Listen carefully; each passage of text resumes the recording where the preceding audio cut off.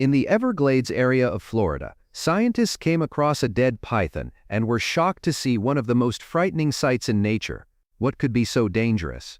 To find out, we need to go back to the 1970s, when bringing large snakes from Southeast Asia became popular and inexpensive. That was when Burmese pythons first appeared in Florida. By the 1980s, these snakes had become so common that they were even sold in pet shops. At that time, no one realized that the Burmese pythons in Florida carried something that could destroy many local species and completely change the state's natural balance. Picture this: a 16-foot Burmese python glides silently through the sawgrass of the Everglades. It's an apex predator capable of swallowing deer whole, but inside its body, in the dark chambers of its lungs, another predator is hunting: the tongueworm. This pale, segmented parasite looks like something from a nightmare. It attaches itself to the lung tissue with sharp hooks and feeds directly on the snake's blood. Here's where it gets truly disturbing. When scientists perform autopsies on infected pythons, they sometimes find over 100 of these parasites packed inside a single pair of lungs. The snake dies, the tongueworms don't immediately perish with it. They can survive for a short time after the host's death. It's a rare behavior among parasites. Most die with their host. But tongueworms are survivors. The life cycle of this parasite reads like a horror story with multiple chapters. It starts when the tongueworm lays eggs inside the snake's lungs. These eggs are coughed up, swallowed, and eventually expelled in the snake's feces. An insect, maybe a cockroach or a beetle, consumes the eggs. The parasite develops inside the insect until a frog or lizard eats it. Then the cycle continues. A snake hunts and swallows the infected frog, and the tongueworm finally reaches its destination, burrowing into the snake's respiratory system to begin feeding. It's a chain of hosts, and every link must connect perfectly for the parasite to survive. But here's the real crisis. Burmese pythons aren't native to Florida. They were introduced in the 1990s, likely released by pet owners who couldn't handle them anymore. These pythons brought the tongueworm with them from Asia, and now this foreign parasite has jumped to at least 19 native snake species. Water snakes, rat snakes, even pygmy rattlesnakes are now infected. And unlike the pythons, which have evolved some resistance to the parasite, native snakes are defenseless. Their lungs are smaller. Their immune systems aren't adapted to fight this invader. For them, even a single tongueworm can be a death sentence. In some regions of Florida, local snake populations are collapsing.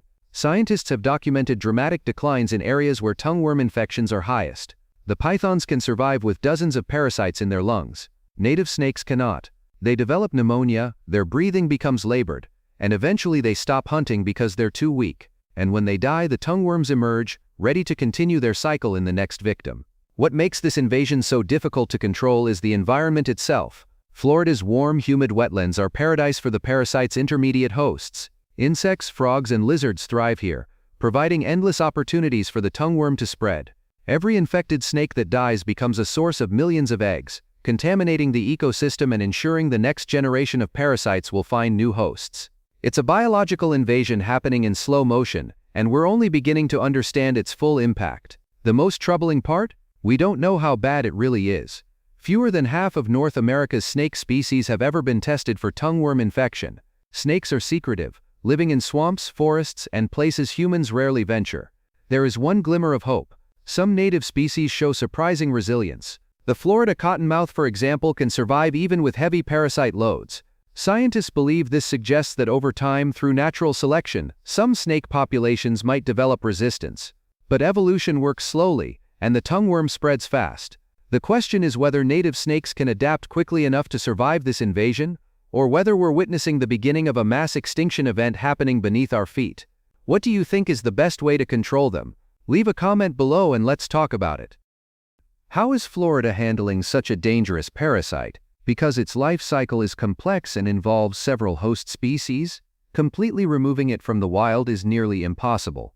In addition, there are currently no effective medicines or large-scale treatments that can be used on wild snakes. For now, the main efforts focus on tracking, early discovery, and scientific study. The key program leading this effort is the Snake Lungworm Alliance and Monitoring, also known as SLAM. It brings together universities, government organizations, and volunteers. Their job is to gather information on infections, identify areas where the parasite is present, and collect samples from snakes. The public also takes part in this work. When people find a sick or dead snake, they can report it to experts, so the case is added to the database. This citizen-based approach helps researchers follow the spread of the parasite more quickly and at a lower cost. Scientists are developing new tools as well. One example is a sensitive PCR test that can find the parasite in live snakes by studying their waste. This test allows early detection of possible outbreaks. At the same time, laboratory research is being done to discover which lizards and frogs serve as middle hosts. Learning how the parasite's life cycle works is essential to finding ways to interrupt it. Another important area of study is the effect on local snake populations. With the support of research grants, scientists are examining how the parasite influences rare species such as the pygmy rattlesnake. They hope to learn whether this parasite is responsible for population declines and whether certain snakes have genes that make them more resistant. In the end, Florida's response to the parasite is still in the investigation stage. The goal for now is not to eliminate it but to understand where it spreads, which animals it harms, and what weaknesses exist in its biology. Only with that knowledge can effective control methods be developed. Enjoyed the video? Don't forget to ring the bell, share it with your friends, and hit that subscribe button if you haven't yet. So what has Florida done with Burmese pythons? Back to the topic of Burmese pythons. In their natural environment, living with certain parasites is completely normal. Their immune systems have evolved to tolerate these organisms, so infections are usually mild and rarely cause serious illness. This balanced relationship allows both the python and the parasite to survive without harming each other. In this case, the crustacean parasite is simply part of the python's natural biology, not a deadly threat to its health. When Burmese pythons invaded Florida's ecosystem, however, they caused severe damage to local wildlife. Many native species experienced dramatic population declines. These giant snakes are opportunistic hunters that can prey on a wide variety of animals. Their large size, fast growth, and strong hunting ability make them a major danger to almost every other creature living in Florida. From 1995 to 2020, scientists studied 1,716 pythons and found evidence that they fed on at least 76 animal species belonging to birds, mammals, and reptiles. In simple terms, a Burmese python will eat nearly anything it can catch and swallow. Among the hardest hit were raccoons and opossums. Once common in Florida and the Everglades, their populations dropped by more than 99% after the pythons arrived. Marsh rabbits faced a similar disaster with numbers falling by nearly 90%. Animals that used to fill the wetlands are now among the python's main prey and have little defense against them. The snakes also hunt white-tailed deer, which are vital to Florida's food web and serve as prey for endangered predators like the Florida panther. Bird populations have suffered as well. Pythons raid nests and hunt wetland birds such as white ibises and herons that live or nest near the ground. Because they can climb trees, pythons now reach nests that most ground predators could never access before. Even the top predators of the ecosystem, like American alligators, are not safe. There are verified reports of large pythons fighting alligators, with both often dying in the struggle. By entering Florida's ecosystem, the Burmese python didn't just find a new home, it disrupted entire food chains, creating a cascade of changes that scientists are still trying to understand. Finally, there is concern for people as well. While attacks on humans are extremely uncommon, the presence of these huge snakes near neighborhoods has become a real problem. Pythons frequently wander into private yards hunting pets like cats and dogs. This brings the issue closer to home, turning what once seemed like a distant wildlife problem into a daily safety risk for residents. However, there is now an active effort to fight against the invasive pythons that brought parasites to Florida. Each year, the state holds the Florida Python Challenge, which attracts hundreds of participants, from professional hunters to everyday nature lovers. For many, it has become a kind of competitive sport. Yet behind the excitement is a serious mission to reduce the number of these predators. In 2023, 131 pythons were caught during the event. And in 2025, a 10-day competition brought together 934 people from 30 states and Canada, who removed a record 294 pythons. One contestant stood out by catching 60 snakes, becoming a real threat to the invaders. Cash rewards serve as a strong motivation, with thousands of dollars given for the longest or most numerous catches. The media often feature record-breaking captures, such as snakes over 16 feet long or close to 200 pounds, turning them into symbols of this battle. Besides amateurs, many professionals are also involved. The South Florida Water Management District and the Florida Fish and Wildlife Conservation Commission employ hunters who earn pay for every 6 miles of land they inspect and for each python they capture. Since 2017, official records show that over 19,000 snakes have been taken this way. Another group, the Conservancy of Southwest Florida, has been part of the mission since 2013. Its biologists have removed more than 20 tons of pythons from the Everglades and stopped about 20,000 eggs from hatching. These are huge results, but experts agree that the focus is on control, not elimination. Each female can lay up to 100 eggs, and tens of thousands of snakes still live in the wild. Still, consistent removal helps relieve pressure on the ecosystem. To make hunting more effective, several unusual techniques are used. One of the most successful is known as the Judas python method. Scientists first catch a male python, attach a radio transmitter to it, and release it back into the wild. During mating season, the male leads hunters to females and breeding spots where many snakes gather. This approach has revealed nests with hundreds of eggs, and destroying them has stopped new generations of snakes from being born. Researchers also use trained dogs that can detect both adult snakes and egg clutches. One such dog even found a nest that could have produced more than 100 baby pythons. Another important effort is public involvement. Authorities constantly remind residents not to release exotic pets into the wild and hold special amnesty days so owners can turn in reptiles without penalties. Educational talks about invasive species are held for students, and the media turn the Python Challenge into a lively event that keeps public attention high. The more people who participate, the faster experts are alerted to python sightings.